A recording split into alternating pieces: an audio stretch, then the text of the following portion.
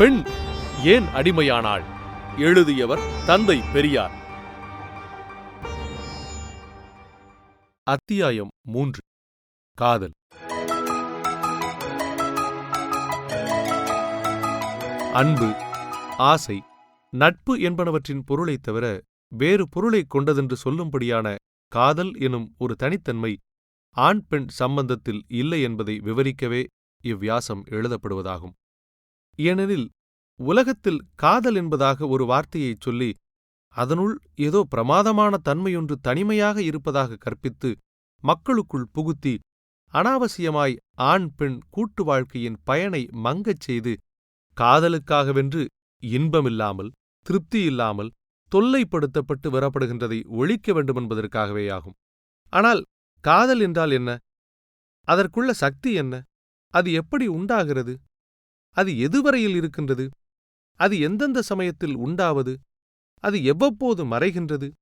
அப்படி மறைந்து போய்விடுவதற்கு காரணம் என்ன என்பதைப் போன்ற விஷயங்களை கவனித்து ஆழ்ந்து யோசித்துப் பார்த்தால் காதல் என்பதன் சத்தற்ற தன்மையும் உண்மையற்ற தன்மையும் நிச்சயமற்ற தன்மையும் காதலை பிரமாதப்படுத்துவதன் அசட்டுத்தனமும் ஆகியவைகள் எளிதில் விளங்கிவிடும். ஆனால் அந்தப்படி யோசிப்பதற்கு முன்பே இந்த காதல் என்கின்ற வார்த்தையானது இப்போது எந்த அர்த்தத்தில் பிரயோகிக்கப்படுகின்றது, உலக வழக்கில் அது எப்படி பயன்படுத்தப்பட்டு வருகின்றது, இவற்றுக்கென்ன ஆதாரம் என்பவைகளைத் தெரிந்து ஒரு முடிவு கட்டிக் கொள்ள வேண்டியது அவசியமாகும். இன்றைய தினம் காதலை பற்றி பேசுகிறவர்கள் காதல் என்பது அன்பல்ல, ஆசையல்ல, காமமல்ல என்றும் அன்பு, நேசம், ஆசை, காமம், மோகம் என்பவை வேறு, காதல் வேறு என்றும் அது ஒரு ஆணுக்கும் பெண்ணுக்கும் தங்களுக்குள் நேரே விவரித்துச் சொல்ல முடியாத ஒரு தனி காரியத்திற்காக ஏற்படுவதாகும் என்றும் அதுவும் இருவருக்கும் இயற்கையாய் உண்டாகக்கூடியதாகும் என்றும் அக்காதலுக்கு இணையானது உலகத்தில் வேறு ஒன்றுமில்லை என்றும் அதுவும் ஒரு ஆணுக்கு ஒரு பெண்ணிடமும் ஒரு பெண்ணுக்கு ஒரு ஆணிடமும் மாத்திரம்தான் இருக்க முடியும் என்றும் அந்தபடி ஒருவரிடம் ஒருவருக்குமாக இருவருக்கும் ஒரு காலத்தில் காதல் ஏற்பட்டுவிட்டால் பிறகு எந்தக் காரணங்கொண்டும் எந்தக் காலத்திலும் அந்த காதல் மாறவே மாறாது என்றும் பிறகு வேறொருவரிடம் காதல் ஏற்பட்டுவிட்டால் அது காதலாயிருக்க முடியாது, அதை விபச்சாரமென்றுதான் சொல்ல வேண்டுமே ஒழிய அது ஒரு காலம் காதலாகாது என்றும் மற்றும் ஒரு இடத்தில் உண்மை காதல் ஏற்பட்டுவிட்டால் பிறகு யாரிடமும் காமமோ விரகமோ மோகமோ ஏற்படாது என்றும் சொல்லப்படுகின்றன. மேலும் இந்த காதல் காரணத்தினாலேயே ஒரு புருஷன் ஒரே மனைவியுடனும் ஒரு மனைவி ஒரே புருஷனுடனும் மாத்திரம் இருக்க வேண்டியதென்றும் கற்பித்து அந்தப்படி கட்டாயப்படுத்தியும் வரப்படுகின்றது.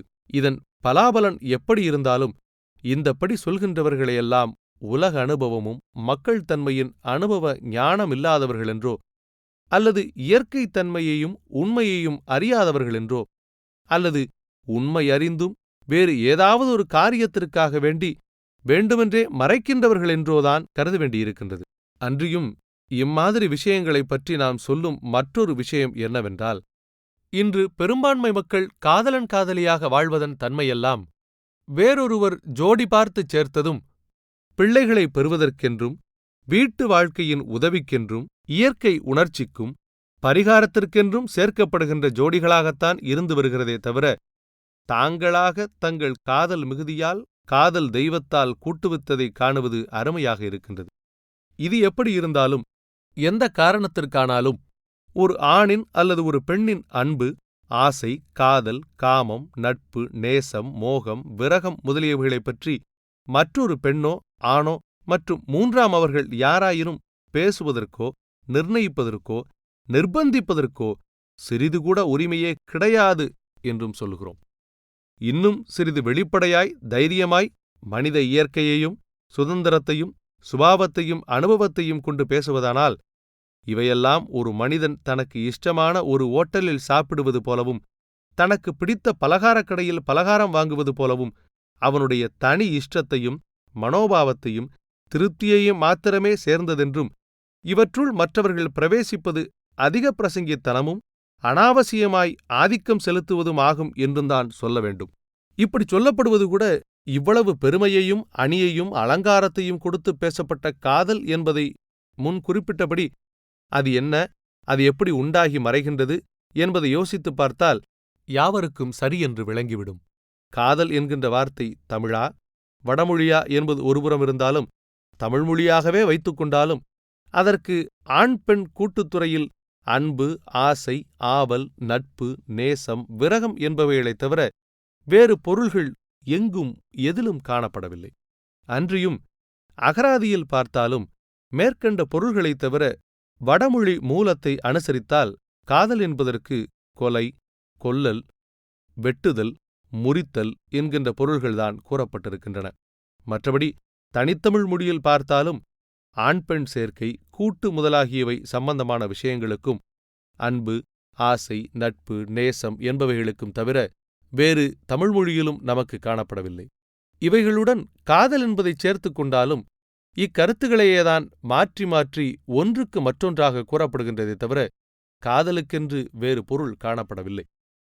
ஆதலால் இவைகளன்றி காதல் என்பதற்கு வேறு தனி அர்த்தம் சொல்லுகின்றவர்கள் அதை எதிலிருந்து, எந்த பிரயோகத்திலிருந்து கண்டுபிடித்தார்கள் என்பது நமக்கு விளங்கவில்லை.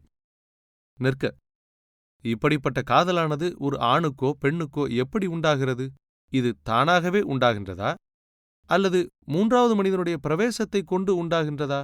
ஒரு சமயம் தானாகவே உண்டாவதென்றால் எந்தச் சந்தர்ப்பத்தில், எந்த ஆதாரத்தின் மீது என்பவைகளை கவனித்தால் பெண் ஆணையோ ஆண் பெண்ணையோ தானே நேரில் பார்ப்பதாலும் அல்லது தான் மூன்றாவது மனிதர்களால் கேள்விப்படுவதாலும் உருவத்தையோ நடவடிக்கையையோ யோக்கியதையையோ வேறு வழியில் பார்க்க நேரிடுவதாலுமேதான் உண்டாகக்கூடுமே தவிர இவைகள் அல்லாமல் வேறு வழியாகவென்று சுலபத்தில் சொல்லிவிட முடியாது.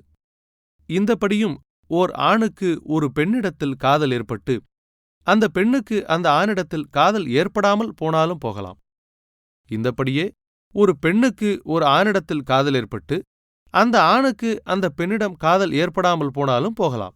ஆகவே எப்படி ஒரு மனிதன் ஒரு வஸ்துவை பார்த்த மாத்திரத்தில், கேட்ட மாத்திரத்தில், தெரிந்த மாத்திரத்தில் அந்த வஸ்து தனக்கு இருக்கலாம், தனக்கு வேண்டும் என்பதாக ஆசைப்படுகின்றானோ, ஆவல் கொள்கின்றானோ, அதுபோலவேதான் இந்த காதல் என்பதும் ஏற்படுவதாய் இருக்கின்றதே தவிர வேறு எந்த வழியிலாவது ஏற்படுகின்றதா என்பது நமக்கு புலப்படவில்லை. எப்படிப்பட்ட காதலும் ஒரு சுய லட்சியத்தை, அதாவது தனது இஷ்டத்தை, திருப்தியை கோரித்தான் ஏற்படுகின்றதே தவிர வேறில்லை என்பதும் காதலர்கள் என்பவர்களின் மனோபாவத்தை கவனித்தால் விளங்காமல் போகாது. அதாவது அழகைக் கொண்டோ, பருவத்தைக் கொண்டோ, அறிவைக் கொண்டோ, ஆஸ்தியைக் கொண்டோ, கல்வியைக் கொண்டோ, சங்கீதத்தைக் கொண்டோ, சாயலைக் கொண்டோ, பெற்றோர் பெருமையைக் கொண்டோ, தனது போகபோக்கியத்திற்கு பயன்படுவதைக் கொண்டோ, அல்லது மற்ற ஏதாவது ஒரு திருப்தியையோ அல்லது தனக்கு தேவையான ஒரு காரியத்தையோ குணத்தையோ கொண்டோதான் யாரும் எந்த பெண்ணிடமும் ஆணிடமும் காதல் கொள்ள முடியும். அப்படிப்பட்ட அந்த காரியங்களெல்லாம் ஒருவன் காதல் கொள்ளும்போது அவன் அறிந்தது உண்மையாகவும் இருக்கலாம், அல்லது அங்கிருப்பதாக அவன் நினைத்து காதல் கொண்டிருந்தாலும் இருக்கலாம், அல்லது வேஷ மாத்திரத்தால் காட்டப்பட்ட ஒன்றினால் இருந்தாலும் இருக்கலாம். உதாரணமாக, ஒரு நந்தவனத்தில் ஒரு பெண் உல்லாசமாய் உலவுவதை ஒரு ஆண் பார்க்கிறான். பார்த்தவுடன் அந்த பெண்ணும் பார்க்கிறாள். 2 பேருக்கும் இயற்கையாய் கவனிப்பு உண்டாகிவிட்டது. பிறகு நீ யாரென்று இவர்களில் யாரோ ஒருவர் கேட்கிறார்கள். பெண் தன்னை ஒரு அரசகுமாரத்தி என்று சொல்லுகிறாள். உடனே ஆண் காதல் கொண்டு விடுகிறான். இவனை யாரென்று கேட்கிறாள். இவன் தான் ஒரு சேவகனுடைய மகன் என்று சொல்கிறாள். உடனே அவளுக்கு அசிங்கப்பட்டு வெறுப்பேற்பட்டு போய்விடுகிறது. இது சாதாரணமாய் நிகழும் நிகழ்ச்சி. இங்கு ஏற்பட்ட காதல் எதை உத்தேசித்தது? நிற்க, அவன் தன்னை சேவகன் மகன் என்று சொல்லாமல் தானும் ஒரு பக்கத்து தேசத்து ராஜகுமாரன் என்று சொல்லிவிட்டால் அவளுக்கு அதிக காதல் ஏற்பட்டு மறுஜென்மத்திலும் இவனை விட்டு பிரியக்கூடாதென்று கருதிவிடுகிறாள். 4 நாள் பொறுத்த பின்பு தான் காதல் கொண்டவன் அரசகுமாரன் அல்லவென்றும் சேவகன் மகனென்றும் அறிந்தாளென்றும் வைத்துக் கொள்வோம். இந்த நிலையில் அந்த காதல் அப்படியே இருக்குமா, அல்லது இருந்தாக வேண்டுமா என்பதை யோசித்துப் பார்த்தால் காதல் ஏற்படும் தன்மையும் மறுக்கும் தன்மையும் விளங்கும். இந்த படிக்கே ஒரு பெண்ணை நோயில்லாதவள் என்று கருதி ஒருவன் காதல் கொண்ட பின் நோயுடையவள் என்று தெரிந்து, அல்லது ஒரு தாசி என்று தெரிந்து, அல்லது தன்னை மோசம் செய்து தன்னிடமுள்ள பொருளை அபகரிப்பவள் என்று தெரிந்து, இதுபோலவே இன்னமும் தான் முதலில் நினைத்ததற்கு அல்லது தனது நன்மைக்கும் திருப்திக்கும் இஷ்டத்திற்கும் விரோதமாகவோ தான் எதிர்பார்க்காத கெட்ட காரியத்திற்கு அனுகூலமாகவோ ஏற்பட்டுவிட்டதாய் தெரிந்துவிட்டால் அந்த காதல் பயன்படுமா? அதை எவ்வளவுதான் கட்டி போட்டாலும் அது மாற்றமடையாமல் இருக்க முடியுமா என்பவைகளை யோசித்தால் உண்மை காதலின் நிலையற்ற தன்மை விளங்காமல் போகாது. நிற்க, உண்மை காதல் என்பது ஒருவரை ஒருவர் பார்த்தவுடன் உண்டாகுமா, அல்லது கொஞ்ச நாளாவது பழகியவுடன் உண்டாகுமா? பார்த்ததும் ஏற்பட்ட காதல் உயர்வானதா, அல்லது சிறிது நாள் பழகிய பின் ஏற்படும் காதல் உயர்வானதா? சரீரத்தை கூட சரியாய் தெரிந்து கொள்ளாமல் தூர இருந்து பார்ப்பதாலேயே ஏற்படும் காதல் நல்லதா, அல்லது சரீரத்தின் நிலை முதலியவைகள் தெரிந்து திருப்தியடைந்த காதல் நல்லதா என்பவைகளை கவனிக்கும்போது, சரீர மாறுபாட்டாலும் பொருத்தமின்மையாலும் ஏன் எப்படிப்பட்ட உண்மை காதலும் மாற முடியாது என்பதற்கு என்ன விடை பகர முடியும்? அல்லது உண்மையாகவே ஒருத்தன் ஒருத்தியுடன் காதல் கொண்டு விட்டால், ஒருத்தி தப்பாய், அதாவது வேறு ஒருவனிடம் காதல் கொண்டு விட்டதாக கருத நேர்ந்தால், அது பொய்யாகவோ மெய்யாகவோ இருந்தாலும் தன் மனதுக்குச் சந்தேகப்படும்படியாய் விட்டால், அப்போது கூட காதல் மாறாமல் இருந்தால்தான் உண்மை காதலா? அல்லது தன் மனம் சந்தேகப்பட்டால், அதிருப்தியடைந்தால் நீங்கிவிடக்கூடிய காதல் குற்றமான காதலா என்பதற்கு என்ன மறுமொழி பகர முடியும்? காதல் கொள்ளும்போது காதலர்கள் நிலைமை, மனப்பான்மை, பக்குவம், லட்சியம் ஆகியவைகள் ஒரு மாதிரியாக இருக்கலாம். பிறகு கொஞ்ச காலம் கழிந்த பின்பு இயற்கையாகவே பக்குவம், நிலைமை, லட்சியம் மாறலாம். இந்த சந்தர்ப்பங்களிலும் காதலுக்காக ஒருவருக்கொருவர் விட்டுக் கொடுத்து சதா அதிருப்தியில், துன்பத்தில் அழுந்த வேண்டியதுதானா என்று பார்த்தால், அப்போதும் காதலுக்கு வலுவில்லாததையும் அது பயன்படாததையும் காணலாம். ஒரு ஜதை காதலர்களில் அவ்விருவரும் ஞானிகளாய் துறவிகளாய் விட்டார்களானால், இந்த சந்தர்ப்பத்தில் ஒருவரையொருவர் பிரிவதும் வெறுப்பதும் காதலுக்கு விரோதமாகுமா? விரோதமாகுமானால் அப்படிப்பட்ட காதல் பயன்படுமா?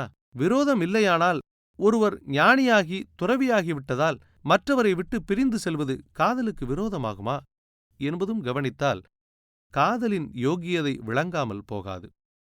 பொதுவாக மனித ஜீவன் ஒன்றை பார்த்து நினைத்து ஆசைப்படுவதும், ஒன்றிடம் பலவற்றினிடம் அன்பு வைப்பதும் நேசம் காட்டுவதும் இயற்கையே ஆகும். அதுபோலவே மனிதனுக்கு தானாகவே எதிலும் விரக்தி வருவதும் வெறுப்பு கொள்வதும் பிரிவதும் இயற்கையாகும்.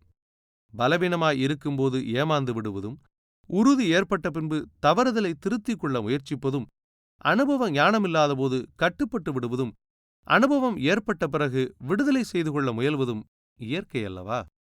உதாரணமாக, ஒரு வாலிபன் ஏமாந்து ஒரு தாசியிடம் காதல் கொண்டு சொத்துக்களையெல்லாம் கொடுத்து விடுவதை பார்க்கிறோம். அந்த வாலிபனுக்கு அந்த தாசியிடம் ஏற்பட்டது காதல் என்பதா, அல்லது காமம் என்பதா, அறிவீனத்தால் அடைந்த ஏமாற்றம் என்பதா? அதே தாசி சில சமயத்தில் தனக்கு தாசி தொழில் பிடிக்காமல் இந்த வாலிபனிடமே நிரந்தரமாயிருந்து காலத்தை கழிக்கலாம் என்று கருதிவிடுவதை பார்க்கின்றோம். ஆகவே இந்த தாசி கொண்டது காதலா, அல்லது வாழ்க்கைக்கு ஒரு சௌகரியமான வழியா? இதை வாலிபன் அறியாமல் நேசத்தை வளர்த்து கொண்டே வந்தால் ஒத்த காதலாகிவிடுமா? இப்படியெல்லாம் பார்த்தால் காதல் என்பது ஆசை, காமம், நேசம், மோகம், நட்பு, அறிவீனம், அனுபவமின்மை, ஏமாற்றம் என்பவைகளை விட சிறிதுகூட சிறந்தது அல்ல என்பது விளங்கிவிடும்.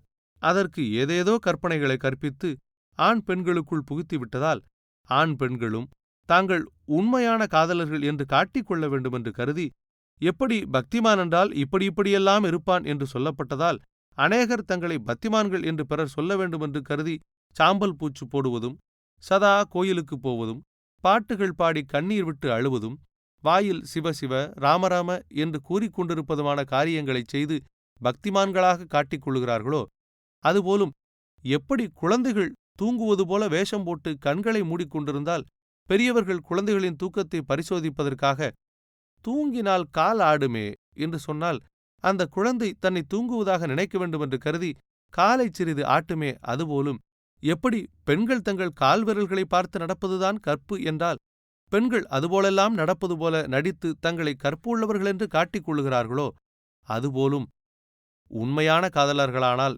இப்படியல்லவா இருப்பார்கள் என்று சொல்லிவிட்டால், அல்லது அதற்கு இலக்கணம் கற்பித்துவிட்டால், அதுபோலவே காதலர்கள் என்பவர்களும் நடந்து தங்கள் காதலை காட்டிக்கொள்ளுகிறார்கள். இதற்காகவே அவர்கள் இல்லாத வேஷத்தையெல்லாம் போடுகிறார்கள். அதை விவரிப்பது என்றால் மிகவும் பெருகிவிடும்.